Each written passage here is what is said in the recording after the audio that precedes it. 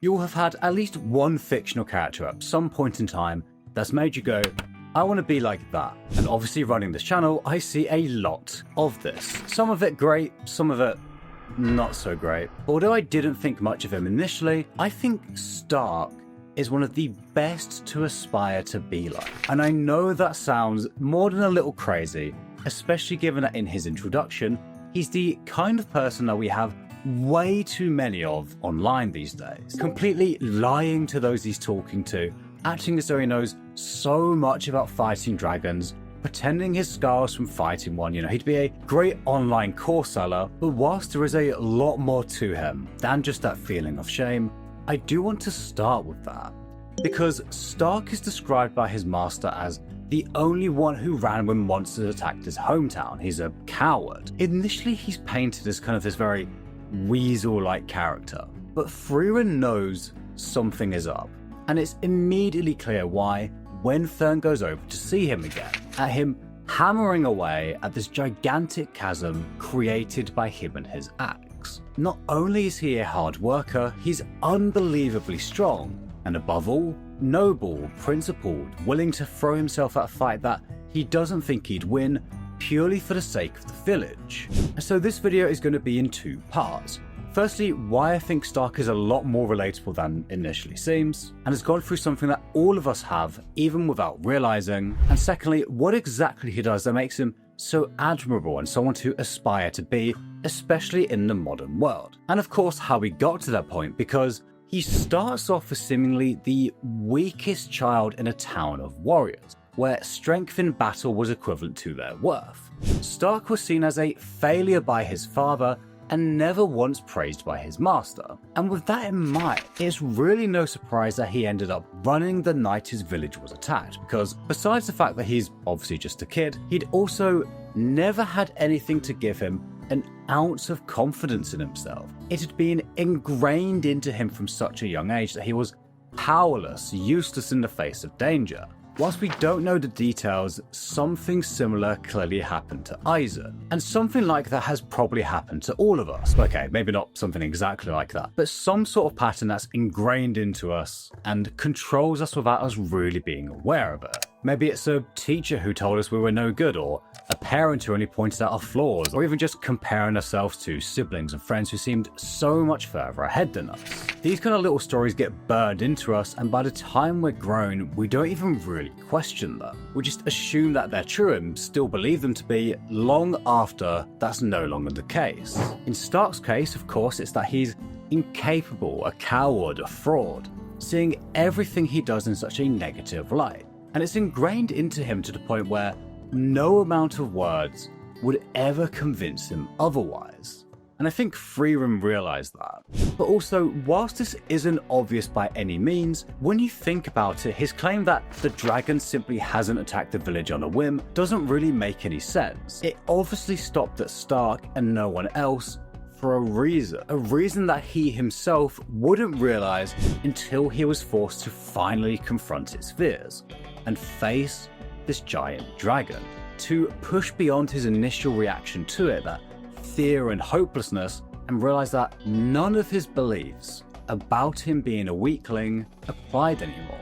And as a single mighty blow strikes it down, the difference between what he thought he could do and what he could actually do was staggering. But that's not what I really want to talk about in this video.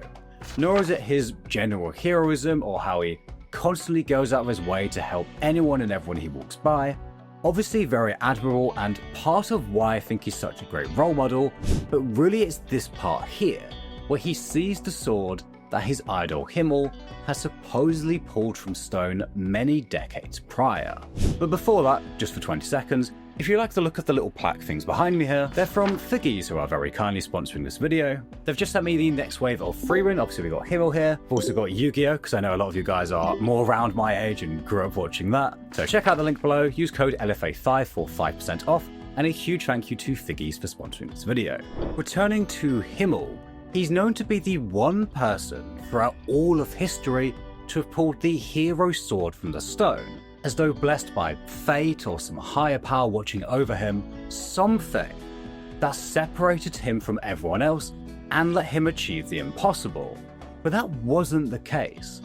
Even he never pulled this sword. And if you remember the whole deal about how Stark never had an accomplishment that would give him faith in himself, well, Himmel failed to pull the sword that the hero who would save the world from calamity would pull. He'd been outright, blatantly told that he wasn't going to defeat the Demon King. And this is where the pair of them become such great characters for modern times, because I took conservative confidence that he's a real priest. You know, I don't know if that's just because he drinks or he's actually got some sort of qualification. You know, I do recall there being some sort of priest qualification mentioned at some point, but regardless, not all paths have that kind of certainty. You know, that moment where you could say you've made it as such, and that can make it hard to know where to even start, let alone if you're doing well. Especially nowadays where we're all so unbelievably online, constantly being shown the very top 1% of 1% of people, and being told that there's a better way to live or that we're missing out on something.